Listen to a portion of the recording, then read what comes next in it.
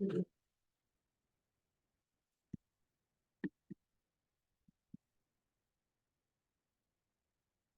really good to be back and to see everyone. Thank you for being here.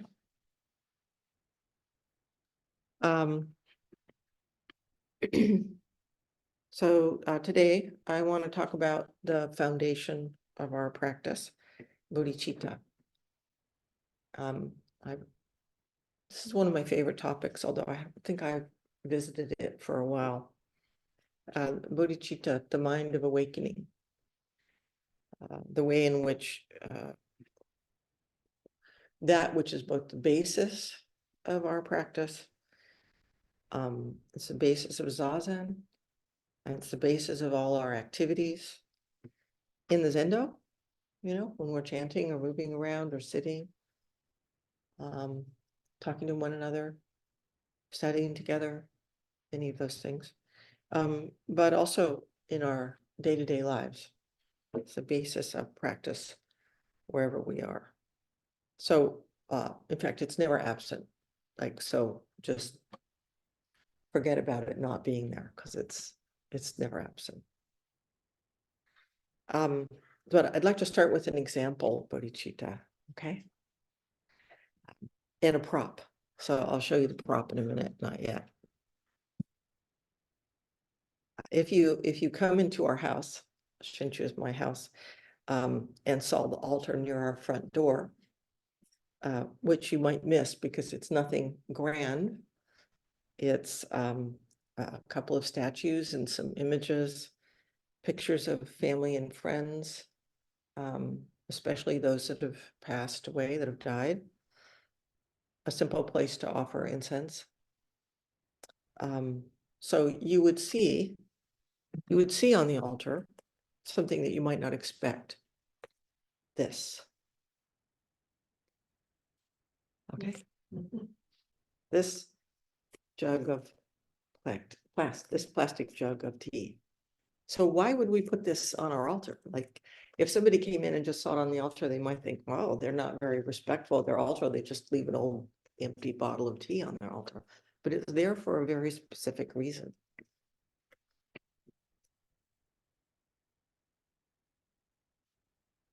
This plastic bottle is a holy artifact. It's an artifact of an expression of bodhicitta, an act of connection and caring and wisdom and compassion. So when Shinchu and I were preparing to get on a train in Japan, I believe it was from Tokyo to Kyoto. I'm not sure, but I think it was a longer train ride than just a quick thing. We were looking for some tea, and in the train station, there are these kind of kiosk-like places. They're like, you can go up and you can buy a sandwich, or we were rather fond of the egg salad, but you can buy a sandwich or tea or cookies or something like that.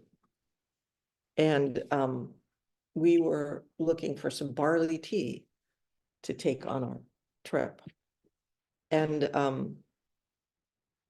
so there's a whole lot of different kinds of tea at the train station kiosks, and some of them have English on them, and some of them don't. So we looked and looked, and there were no bottles marked barley tea.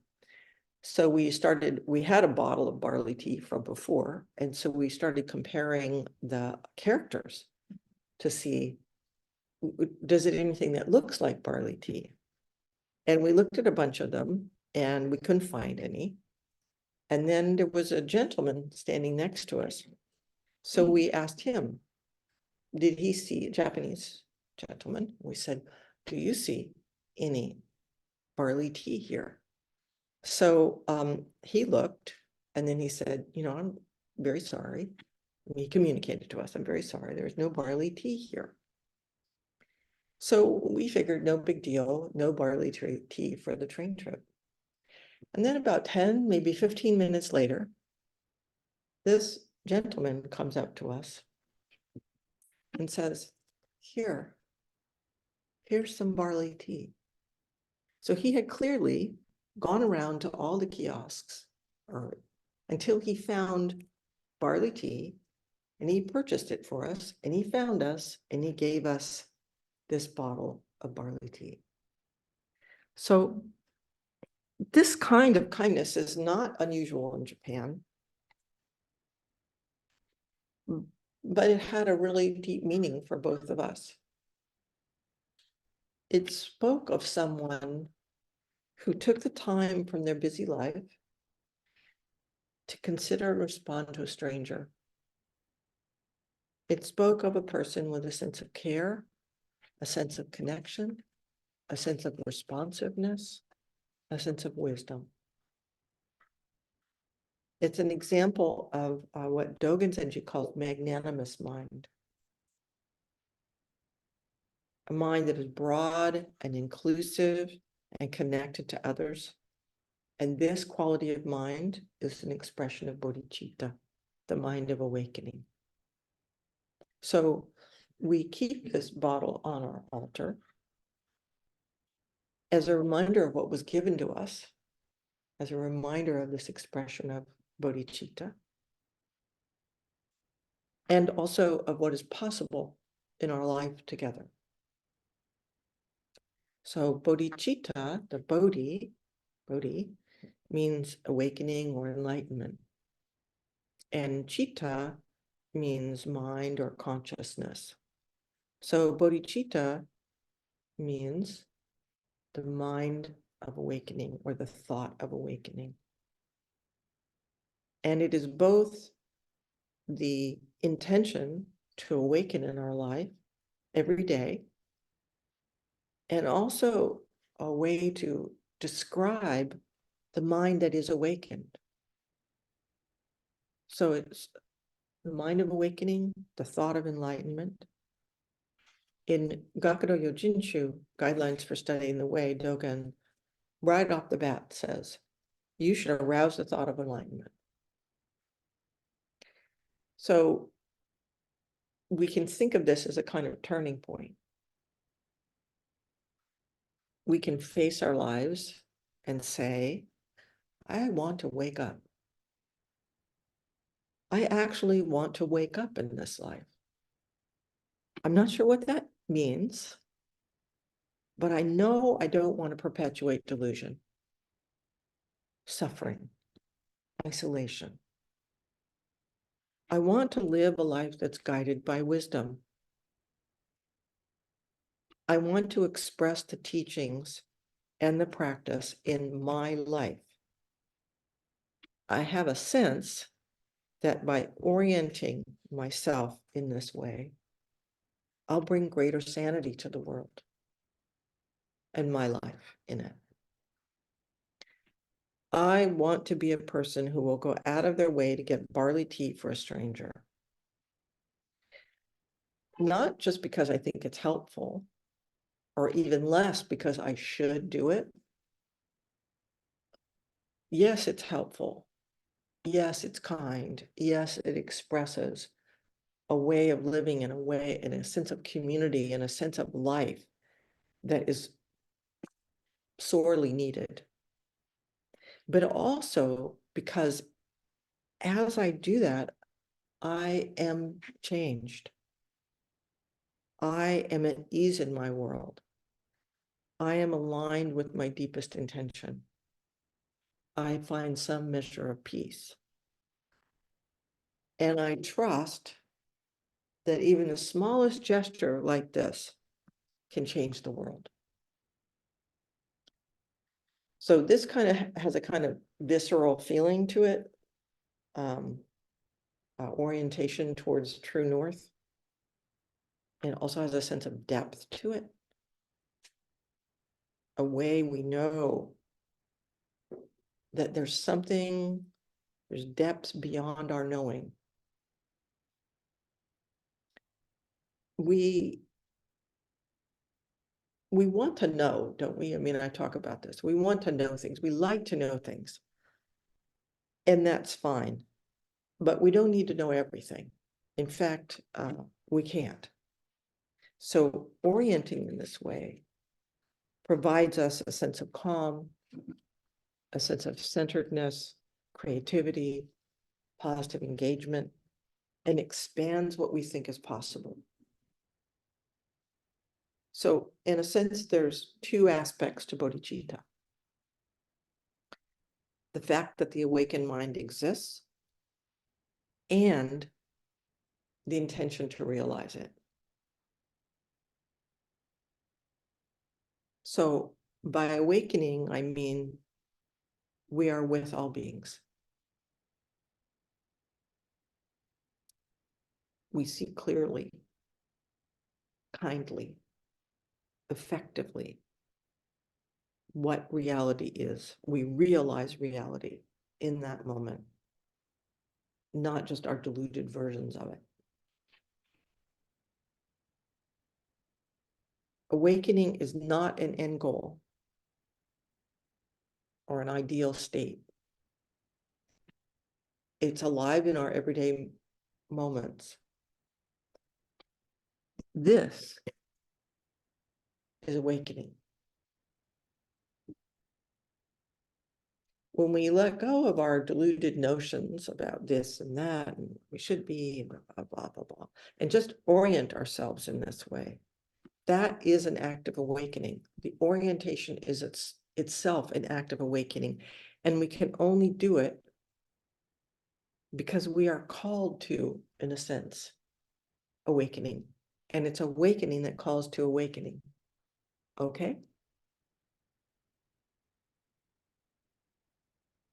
An attitude of great respect and kindness is essential to this. The harshness just doesn't work. I've talked about this. It's just such a colossal waste of time. You know, it's toxic to spiritual life and every other kind of life. That kind of criticalness of self and others, it just doesn't work.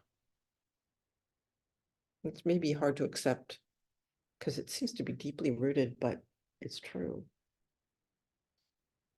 What we need is this orientation. We do not have to have a clear sense of what enlightenment or awakening is to follow through on our intention. And by following through on our intention, to understand and to taste what a life of awakening is. Ideas about enlightenment or awakening they can inspire us, but they're just ideas. As long as we remember they're just ideas, it's not a problem. Otherwise, they become obstacles. So the idea that there's an end of the path is like out of whack. There is no end to the path. What we see in this moment, this encounter, this relationship, this ache or pain, this need, this act of generosity or patience, when we're in that and we're oriented,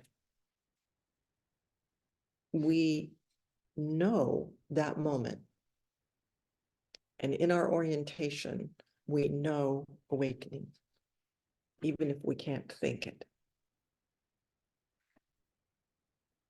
So I've talked about this before, but in this context, I'd like to consider the saying that many people have heard, that we should not mistake the finger pointing at the moon for the moon itself. Have you heard that? Everybody heard that? So one way to think about this, which is really helpful, is to think of darkness as delusion. The moon is enlightenment, okay? And the finger is pointing out the path to enlightenment. Okay, so we're in the dark, the moon's up there, and we see this finger pointing toward the moon. So we can say, okay, the finger is pointing us towards enlightenment.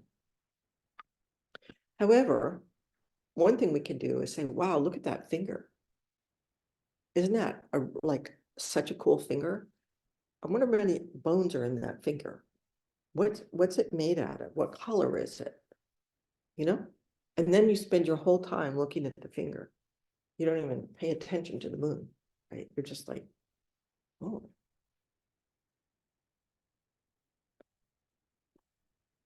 If we do that, we don't look up and see the moon at all. We're just like this. We'll miss it. And since we miss it, since we miss the moon, we miss the path. So the whole point of the finger is what? Subverted, dismissed, because the point of the finger is for you to orient towards the moon. So to not get caught, we stay awake and curious about what a life of awakening is. We attend to the finger long enough to be oriented towards the path. We trust that. We course correct as needed, which is often. We keep looking up to see what's present,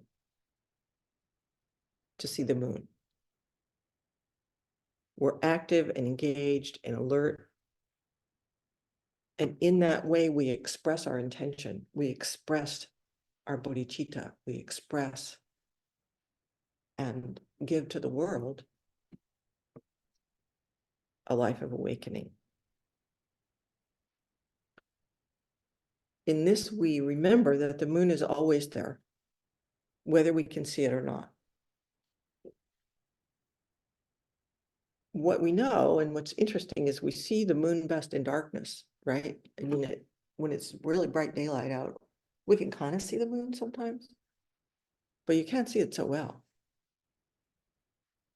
In darkness, when the moon is bright, we can see it very clearly. And in darkness, when the moon is bright, we can see the finger. So whether the moon is present to us or not, it's always there. When we can see it, we can see the finger. What that means is we see the finger by the light of the moon. We see the moon by the light of the moon. We understand our path in the darkness by the light of the moon. The moon is giving us the capacity to see our way. So there's a reciprocal relationship between us, the finger, the path, the moon. The finger points to the moon, but we see the finger by the light of the moon. We see the path we walk by the light of the moon. We see the moon by the light of the moon. It's awakening that allows us to see our path in the dark. Enlightenment is the light by which we see our way in the darkness of delusion. Always. And it's always there. Sometimes we think if we cannot see the moon, it doesn't exist.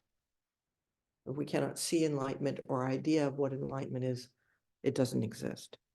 We do not trust that no matter what, the moon is there. Our awakened nature is there. If we pay attention, we learn that even when things are very dark, the moon is there. Even when things are very bright, the moon is there. When we cultivate this attitude in our lives and someone goes out of their way to bring us a bottle of cold barley tea, we see something. We see what's possible. We see awakening in an ordinary activity like that. So Dogen Senshi says you should arouse the thought of enlightenment, you just as you are. You should arouse it. You don't produce it. You don't create it. You don't have to work for it. It's already there. You just need to bring some energy and arouse it. Participate with others, and it will be aroused. Connection, aliveness naturally comes forth. The thought of enlightenment, bodhicitta, awakening with all beings, is realized in this. It transforms our lives and the lives of others. We don't need to think about it too much. Just pay attention. Live with others and allow it to be true. We are human beings, imperfect, foolish at times, and at the same time, the nature of awakening. Moon always there. You are moonlight, finger, path, all together in your life with others. So we're living at this intersection. And that's not always easy, is it? But it is alive. And as we cultivate this way of living in all our activities, we come to know it from the inside. That's the only way that counts. It's great to have ideas, but really what we want is to make it real in our lives, right? As we make it real, we can rest in that. We can trust in it. We sit zazen, we live our lives with the finger and the moon and the darkness all there. So we don't know what that means exactly.